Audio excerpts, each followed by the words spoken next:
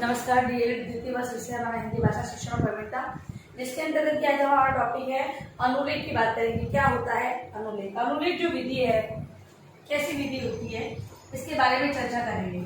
आप लोगों ने देखा होगा छोटी कक्षाओं में अध्यापक इस विधि को अनुलेख या प्रतिलेख भी कहते हैं। क्यों कहते हैं?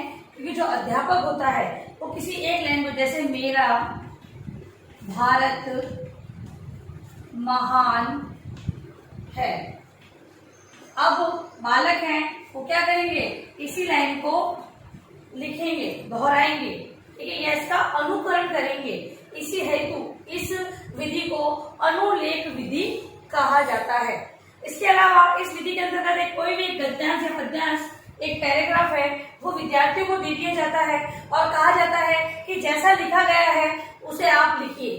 तो दिया गया है उसका अनुकरण किया जा रहा है, इसलिए इस विधि को अनुलेख विधि या प्रतिलेख विधि कहा जाता है। ये दो प्रकार से होती है। इस प्रकार से अध्यापक एक लाइन लिख दे और विद्यार्थी उसको कॉपी करे, और दूसरी प्रकार से पाठ में निहित कोई भी गद्यांश या पद्यांश है उस पर एक अध्यापक चिन्हित कर दे कि यहाँ से यहाँ तक आपको ये पैराग्राफ एज इट इज उतारना है, तो विद्यार्थी उस अनुलेख को करेंगे। तो इस प्रकार से अनुलेख विधि है वो बालकों के लिए बहुत ही उपयोगी विधि है और लेखन में सुधार हेतु इस विधि का प्रयोग शिक्षक करता है। आइए हम चर्चा करते हैं इस विधि के लाभों की। क्या लाभ होते हैं इस विधि के? तो अनुलेख विधि के लाभ, इसमें मतलब इस विधि में बच्चों का लेख सुंदर होता है। इससे बच्चों का लेख सुंदर होता है। बच्चे सही तरीके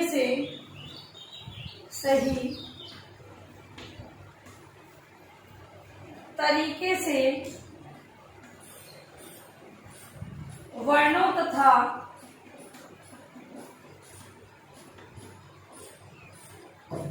अक्षरों को लिखते हैं।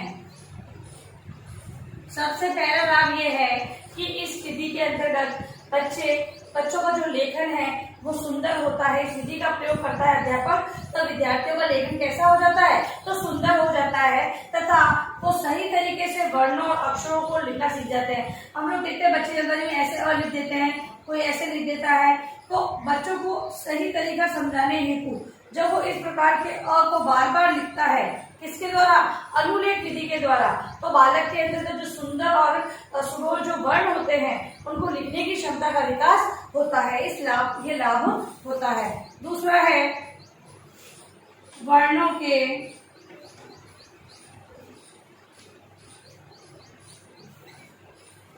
सही आकार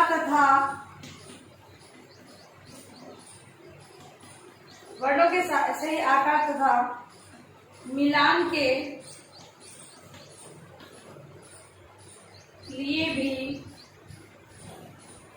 यह विधि प्रयोग की जाती है। अगला, वर्णों के आकार के साथ साथ वर्णों का जो मिलान होता है, किस प्रकार से जोड़ते हुए वर्णों को, जैसे कि अब इसको ल और इसको अलग अलग लिखेंगे तो क्या अर्थ निकलेगा? नहीं निकलेगा, दोनों अलग हो गए, ठीक है। तो इनको जोड़कर इसे पढ़ने, मतलब कि अगर जोड़ा हुआ नहीं होगा तो इसे पढ़ा नहीं जाएगा, और पढ़ा नहीं जाएगा तो उसे समझ नहीं सकते। इस हेतु जोड़ने हेतु, ठीक है, इस विधि का प्रयोग किया जाता है। अगला है इसमें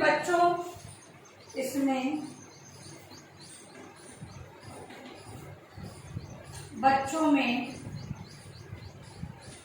लेखन अनुभव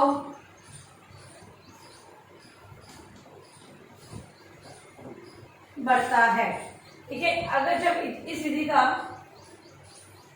का प्रयोग किया जाता है तो बालकों के अंदर लेखन का जो अनुभव है, लिखने संबंधी जो अनुभव होते हैं वो बढ़ जाते हैं तथा बालक है इन लेखनों को और इन जो ये अनुलेख विधि है इसको अपनाते हैं तो बना जब बालकों को प्रैक्टिस के साथ साथ जब इन्हें इस प्रकार का कार्य दिया जाता है तो वो वहां पर वो अपने अनुभव का प्रयोग करते हुए उचित प्रकार का लेखन करने लग जाते हैं। क्योंकि यहाँ पे उच्च प्राथमिक कक्षाएं होती है तो वहां पर आकर बालकों के अंदर स्वतंत्र रूप से लेखन की क्षमता का विकास हो जाता है और बालक है जब सुंदर प्रकार से देखो उनमें विचारों, कल्पनाओं, तर्क शक्तियों, चिंता शक्तियों का विकास हो चुका है, लेकिन उसको प्रेजेंट करने के लिए उन्हें एक लेखन से संबंधित जो क्षमता है उसका विकास होना भी या लेखन कौशल का विकास होना भी जरूरी है। अब इस विधि का जो प्रयोग करते हैं तो इस कौशल का विकास उनमें आ जाता है। अगला है विराम चिन्हों का ज्ञान। विराम चिन्हों का ज्ञान लिखने में विराम चिन्हों को ज्ञान होना बहुत ही आवश्यक है। यदि विराम चिन्हों का प्रयोग नहीं किया जाएगा तो कौन सी विषय वस्तु किस पर आधारित है, किसमें क्या कहा गया है, कहाँ पर रुकना है, किस प्रकार उसे पढ़ना है और पढ़कर उसके अर्थ को सही प्रकार से ग्रहण नहीं किया जा सकता। इस हेतु इस विधि के अनुलेख विधि के द्वारा बालकों के अंतर्गत उचित रूप से विराम चिन्हों का प्रयोग करने की क्षमता का विकास भी होता है। अगला है इस तरह लेखन में सावधानियों का प्रयोग करना। बालक है लिखने के अंतर्गत किन किन सावधानियों का प्रयोग करना चाहिए और उन सावधानियों को पहचानते हैं तथा जब वो लेखन कार्य करते हैं तब इन सावधानियों का प्रयोग वो करने लग जाते हैं। अनुलेख विधि के द्वारा ही लिखते समय किन सावधानियों को ध्यान में रखना होता है ये सारी जानकारी विद्यार्थियों को प्राप्त हो जाती है। अगला है अक्षरों को देखकर बनावट में सुधार।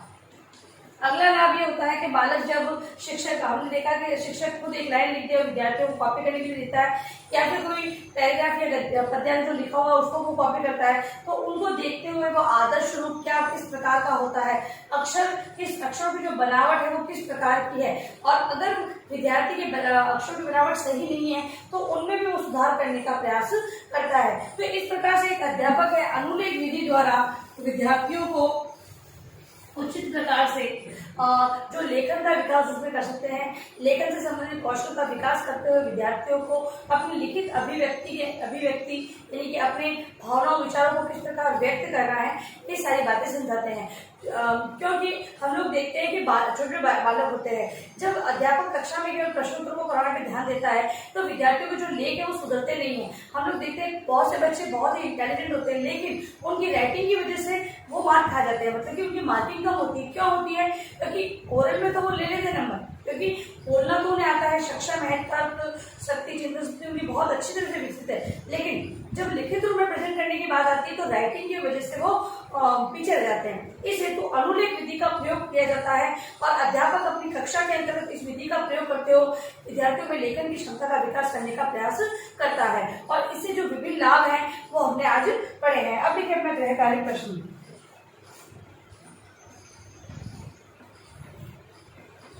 अनुलेख विधि किसे कहते हैं? इसके लाभों को स्पष्ट करना। ठीक है, ये होमवर्क है आपका और अंत में घर में नए क्वेश्चन है। धन्यवाद।